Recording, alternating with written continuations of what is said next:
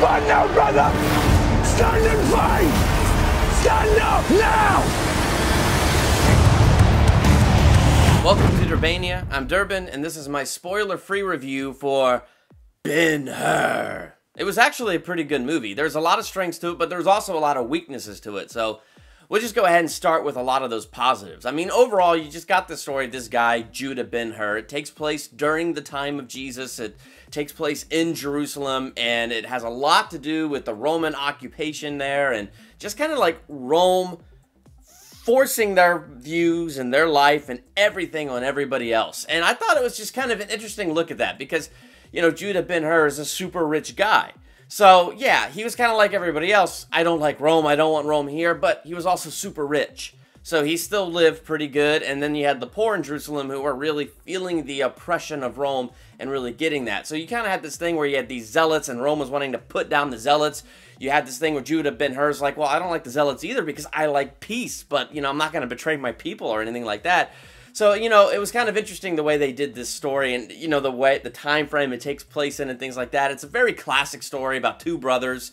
So you got one who's Roman, but he gets adopted by Ben-Hur's family. So he grows up in this Jewish household, but he doesn't let go of his Roman roots. So you got Ben-Hur and Messala. Messala is the adopted one. And these two become super close. They're not just like stepbrothers. They become best friends. And so that's what this whole thing's about. It's about their kinship. It's about their relationship. And I thought one of the positives of this movie was how it draws you into that. How it drew you into that relationship. It was very believable. I believe that these guys were friends. These were not actors phoning in these performances. They did a good job directing these scenes. They did a good job putting it together. So, you know, that inevitable moment where Messala, who was Roman-born, goes and he joins the legion. He goes to Rome. He becomes a tribune, and he becomes all that stuff. It then becomes very believable in this guy's quest for identity that he begins to go after the goals of Rome. And it's very believable that Ben-Judah continues to go after the goals of his people, the Jews, living in Jerusalem of that time. And so I just thought that was a really interesting thing. Then you got Messala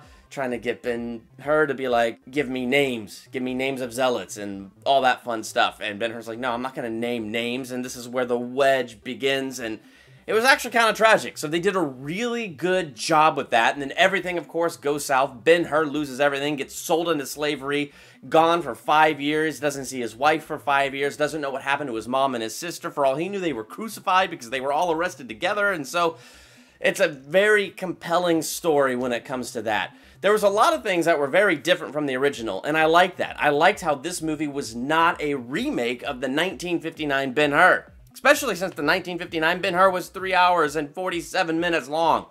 That is a long movie. So I'm very glad that this movie endeavored to be its own thing. It followed the same story, but it did it differently, and not bad, it did it differently, and I just thought it was really good.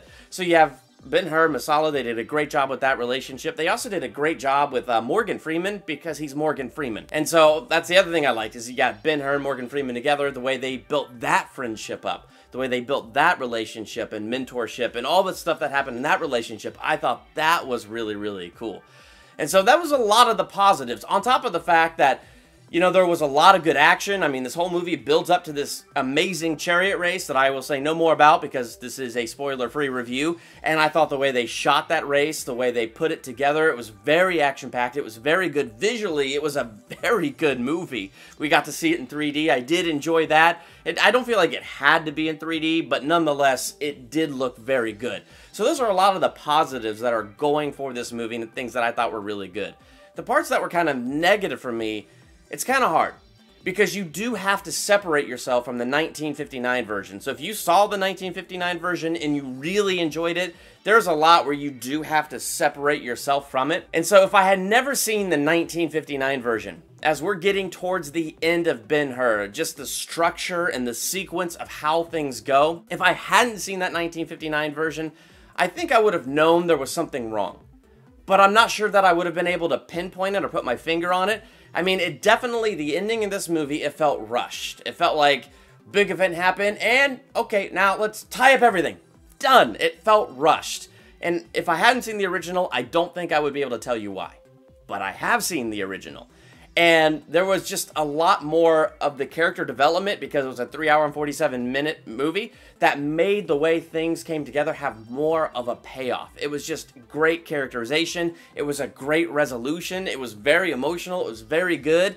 And, you know, it was, even though it was a long movie, it was tight. It's just the way they put it all together. It just worked really well. And I just felt like the sad thing about this movie is it rushed it.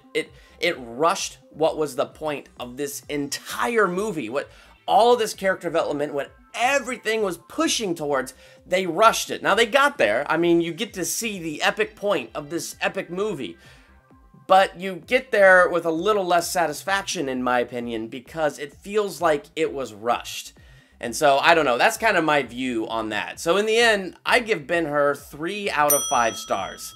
After watching it, I don't feel like it's a movie I need to own. I don't feel like I want to add it to my collection. But while I was sitting there in the big screen, just watching this thing, I wasn't in the big screen. No, when I was watching it on the big screen, that's how you say it, I really enjoyed it. I was drawn in. I was a little disappointed in the end, but a lot of the rest of it was still pretty good. So those are kind of my general thoughts on Ben-Hur. Did you see Ben-Hur? If you've seen both versions, the 2016 version and the 1959 version, I'm curious, which version do you like best? Make sure to let me know that in the comments. While you're there, hit that subscribe button. I'd love to have you part of Durbania, be on top of all the brand new videos and things like that coming up. Make sure you click like on this video and all that fun stuff. And real quick, I want to give a very special shout out to Jody's Corner, a really cool channel, allowing me to actually guest upload this video on his channel. So if you want to go check that out, you can check out this video that you're seeing here on Durbania. You can check it out there on Jody's Corner as well. So I want to say thank you so much to Jody's Corner for allowing me to do that. You could click his link that I have right here. Make sure you hit like there on his site and subscribe there because I think that's really cool the way he allows those guest uploads. It's just a really cool thing. So thank you so much. I'm Durban. Thanks for checking out Durbania.